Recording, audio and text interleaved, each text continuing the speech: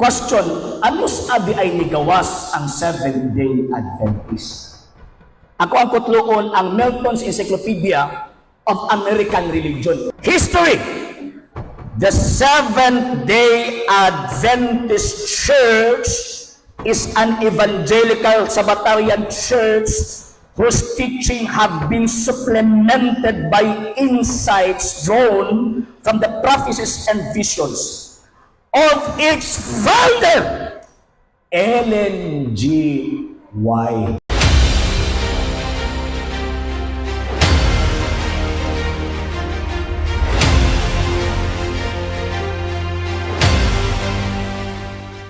Salamat, Mr. Moderator, o maayong hapon pag-usab sa tanan. O thank you kayo sa inyong pagdawat na dinimong lugar. Bisag dayo with din pero nakita na ko nga mainiton ang inyong pagdawat namo. Di lang kay ako at sa atong mga higala nga mga dili Katoliko. Katawa lang ko kay tawag anang kinahanglan ko daw unahon ang Biblia. Amot lang ko. Nabasa ba gid natong tema nga ato ang gipasa Sir Ramil? I know nakasabot man sad pud ta kay tawag anang ang gibasa raman adto si Mr. Ilan Langman, di ba? Karon magkadto na according to the Bible and standard reference, either of the two ang imong unahon pwede. Grammatically speaking ha, either of the two.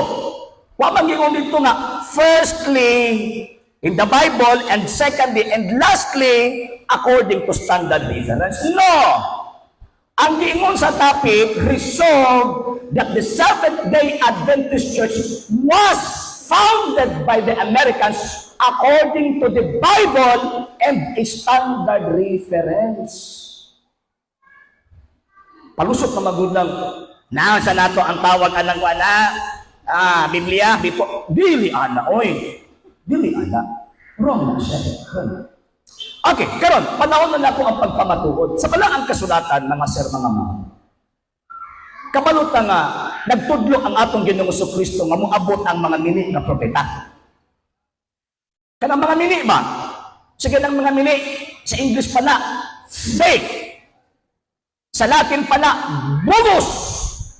Muna gisulti sa balaang kasulatan. San Mateo 24:4-5 ug 24.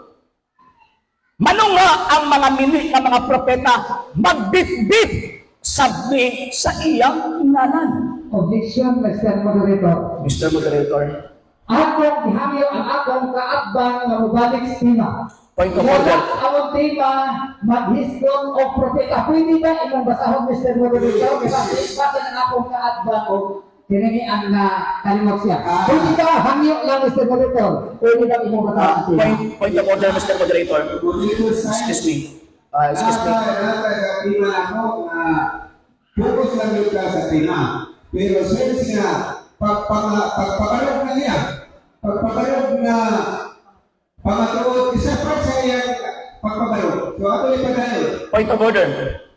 Point of order, Mr. Moderator. Point of order. Point of order, Mr. Moderator. Remember nga ang topic, gitukod og mga Amerikano. Buti pasabot, nagapunting ko sa mga mini. So, ako aning panahon, di ba? Ingon gaganina nga, dapat kayo magsapaw-sapaw. O karon ikaw unang kasapaw-sapaw, pero pagkahuman. Sige, kanayon. Okay, kahit na siya, kanayon sa ilang pagpaparog sa Raji. Muna akong giingon ba? Di ba? Mr. Moderator, ato ang respetuhan unta dapat, nga waong tayo magsapaw-sapaw. Yang karon si unang gasapaw-sapaw.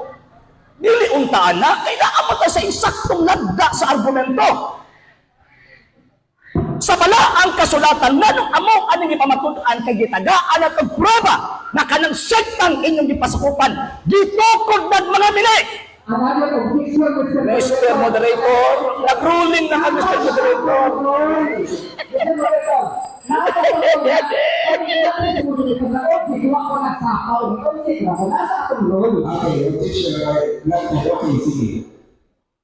Okay, padayon, pwede, hindi kayo nasa... Excuse me, Mr. Moderator. Puro sa tina. Actually, Mr. Moderator, is ang tawag ining objection mahitabo lang na sa panahon sa interpellation. Yes, sir. Clarification. Kung gusto sa kung kaatbang nga, muhatag sa iyang punto, dapat point of order. Okay. Koreksyonan ko ni, kay ano nga naman, naaman ko sa isang tungkos. Be logical sa panahon sa gitong argumento. Nag-object sa panahon, nagpamahayag pa magaling ko, pamagitan ng utana. Nag-object ka na. Diya palandaan, makita na itong ang kaligad sa atong kaatbang. Pero sige lang. Okay, point of order, no? During sa constructive search, wala na clarification. Yeah. No? Tinod na. So, kaya pwede na ito, clarification. Pero, kung pwede, wala na siya disturbo, diretso. Sa pagpaparoon. Okay, klaro? Okay. Ani magod, mga sir, mga mama. Anong sakit magod sa ilahang dunggan? Kining ato ang i-present.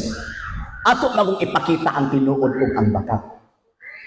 Pag makita nato nga kanang sektang ilang gipasakupan, gitukod lang og kano, automatic ang konklusyon, peke. Peke yun! Karon, sa bala ang kasulatan, manunga ang mga nilig na propeta. Ako nang gilitok kanina ang sitas, dili palang dugay. Anos ang manunga sa umaabot nga panahon? So, dili sa panahon sa Ginoo. Anos ang manang panahon na? Pag iyong umaabot nga panahon from the Middle Ages hangtod sa modern times, ayon mahitabo nga manunga ang mga mili. Magbitbit sa iyang ngala. Kumusta man ang Seventh-day Adventist Church? Nagbitbit ba sa ngalan ng Ginoong Kristo? Gabit-bit. Bit-bit. Oy, muna'y permitibo kang bibig nila. Sumala pa ni Jesus Christ. O, di ba? Gabit-bit.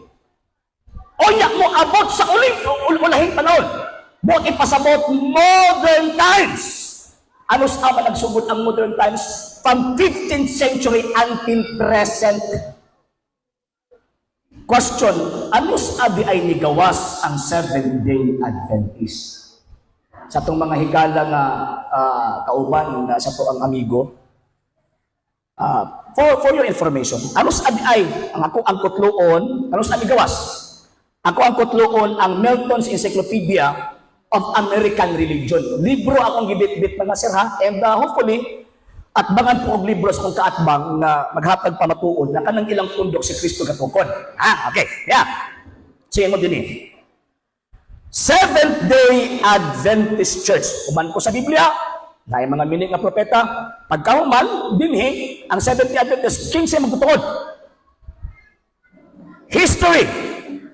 The Seventh-day Adventist Church is an evangelical Sabbatarian church whose teaching have been supplemented by insights drawn from the prophecies and visions of its founder, Ellen G. White. Ano sa? 1863. Kung sa may ilang tudlo, di ba si Ellen G. White, propeta? Ingon pag Kristo, manunga ang mangimili nga propeta. Magtukot po kina, kupipinsaan na nga ito ang Ginoong Kristo. So, pag yung tag-Amerikano, muna ang rasa from America. Si Ellen G. White, rasa from America. Particularly sa Battle Creek, Michigan. Kada pagkatukod sa maong gitong iglesia. O na-rehistrado po na. Diha sa gitawag kung pagparehistro, gipakita kung kinsa ang founder. Anus ang natukod, o ang ilahang rus, o kinsa yung mga pangulo nila. Usa pa lang gani ni kalibro.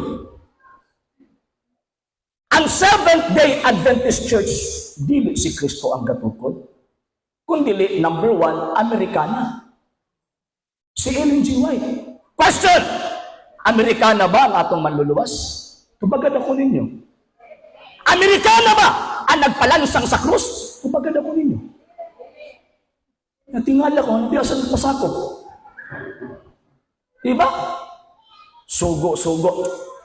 O maguna ka lang sa balangod pa ng usurpation of authority kung baga. Sugo, nagsunod mi sa sugo. Usurpation of authority na. Tig pakaroon ingon. O di man na mo itong topic. Sa Biblia, mini ka propeta. Moabot ang panahon. O kana nga mga mini ka propeta, usad na si Ellen G. White. O ang iyang bana, Joseph Bates, J.N. Andrews, nagtukol sa Seventh-day Adventist Church. Ganong importante natin ang i-inform. Kaya kabalo ko, na ako din sila dito kasuroy-suroy. Muna ako makitaan po din yung mga sir, mga ma'am, naala sila. Kapaw na mo, kining mo ang mga tauhan na founder ani Amerikana. Di ko ano, yung ano man, kaya dili man Amerikana ang maluluwas. Hudyo man to. O, di kita na, ano man, kaya kanang maong gitawag o pundo ka, again, fake, bogus.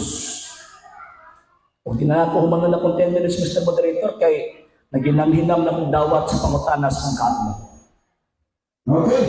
So, matunay, nabilig na tumuloy sa 27 seconds, imong ginamit na sa atin. Okay. So, salamat sa inyong pagpamarot sa Google Topic Speech na 10 minutes na nag-break mo ng time. So, okay na. Bigay kami na lang yun. Kaya gamitin ang mga wakapapagod. Gusto lang yun sa ako ang natin. Si Siriano, hindi ka tuloy. So, atong ihapag ang ilang 3 minutes interpretation. 10 minutes, Bro Piano, ang inyong oras, magsulat. Kaya na. Okay. First Okay. Salamat kayo, Mr. Moderator. Sa di pa ka muna pangutanan ni Mr. Agencino, gusto lang ako i-clarify sa Mr. Moderator o pila gani ka segundo ang pangutana ay ang pamutubag, pila por ka segundo ang tubag ay ang pamubalo sa pangutana. Ako clarify lang. Ang atong baby close number 7, not more than 30 seconds for violation. 30 seconds. Ang number 8, not more than 30 seconds for repetition. Kung magpapana ka, 30 seconds. Dapat 30 seconds, mahuman ang pangutana. Kaya ang tubag, 30 seconds isa. Okay, salamat. Okay. So, unang pangutana, Mr. Archie. So ako, excuse me na, Okay. Pag number 9, doon na tayo tayo. Rule number 9, clarificatory questions must be answered for not more than 30 seconds. 30 seconds ang kami ng question. Okay. So, salamat kayo, Mr. Moderator. Unang pangutana, Mr. Archie. Sa ngalan sa Ginoo kinihimon tima, sa ngalan sa Ginoo sa gingang tinubdan, o naburas langit sa yuta, imo bagyong barugan, mababasa ni Biblia o dili bakak, barugan dili. Deceptive question, Mr. Moderator. Klaro kayo ang topic Biblia o standard na referensya? Dili dapat ilad ba? Ang atong topic, Biblia o standard na referensya. Kung ba nag-quote kayo ng San Mateo 24, 24, 4, 5, 24, pagkauman ato ang gitanaw ang kasaysayan kay imong ni Kristo sa umaabot na panahon. Yang kasaysayan ng imong nga kanang imong pud gipasakupan gitukod nagkana. Okay, 30 minutes, 30 seconds. Okay. May gusto ang answer there na. Dahil isa na ito ang pagpalarap niya.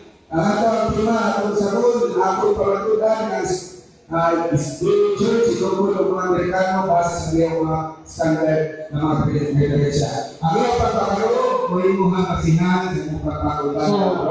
So muna, Mr. Moderator, sa di pa ko pangutana, ako po ibanta ako pangutana. Okay, sige, tuloy tayo. Okay. Sa muna ka pangutana ko niya, kaya ako ang kuntima, sumala man sa Biblia o standard na referensya. Ang tema, ang SDA Church, wala man niya ang propeta. Mauna na ako siya, akong gigamit ang sinalang sa Ginoo, na ulang ba siya na barugan niya na sumalang sa Biblia. Wala mo anak ako sa Moderator. Counter clarification, Mr. Moderator, before ka maghuling. Klaro man kaayo nga. Pag kini mag-topic klaro magudla, nagapunting sa minute ba? Nagapunting sa mga minute nga mga magudlo. Mo man ay objective. Objection, Mr. Moderator. Counter. Ano ba object ba ka nga? Kaya ba di ba? Objection, objection. Kaya sa Mr. Moderator, kaya